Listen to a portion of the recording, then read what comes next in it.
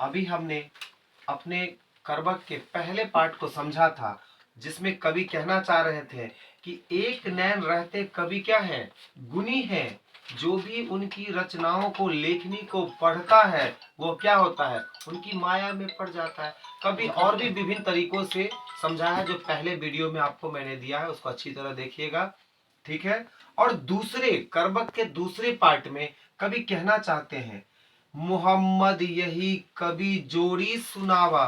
अर्थात मोहम्मद, मोहम्मद माना मलिक मोहम्मद जैसी जी, वो कहना चाहते हैं कि मैंने जो काव्य की रचना की है, वो रचना सुना जो प्रेम पीर गा पावा। जो भी मेरी रचनाओं को जिसने भी सुना, उसे प्रेम की पीड़ा का अनुभव हुआ।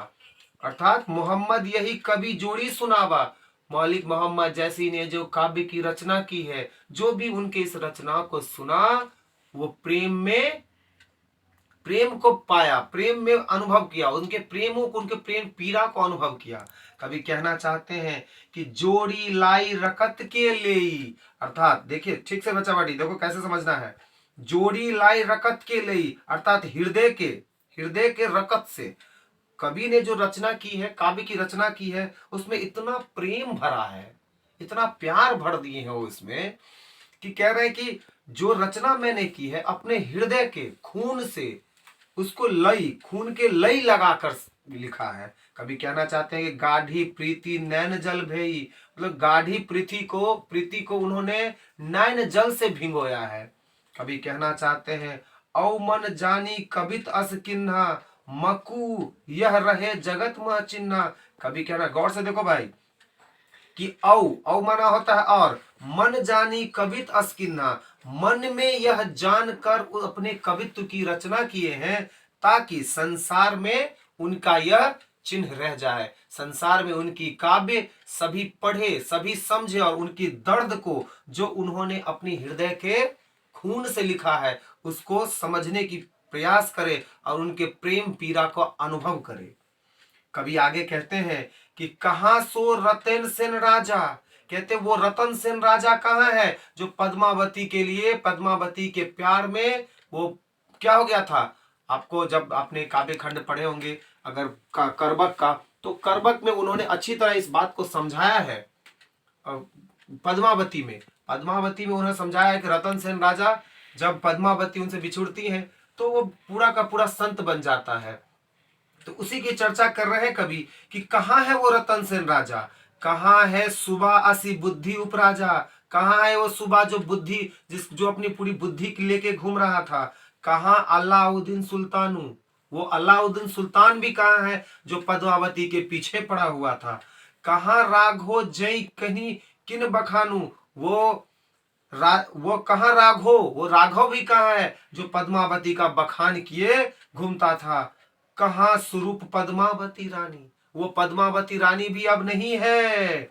कोई न रहा जग रही कहानी, इस जगत में तो कोई नहीं रहेगा।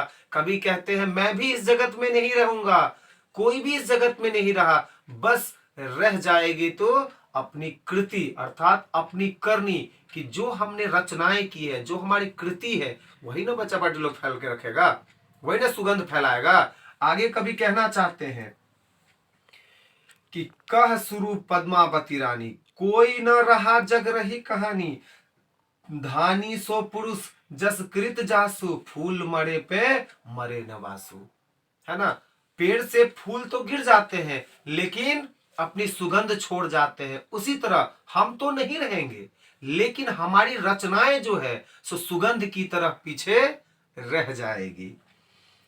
कोई न जगत बस बेचा, कोई न नील जस मोल, जो यह पढ़े कहानी हम सोबेरे दुई बोल। जो ये कहानी पढ़ेगा, कभी कहना चाहते हैं कि इस जगत में कोई नहीं रहा, हम भी इस जगत में नहीं रहेंगे, लेकिन जो यह कहानी पढ़ेगा वही उस क्या करेगा, उस दो शब्दों को याद रखेगा।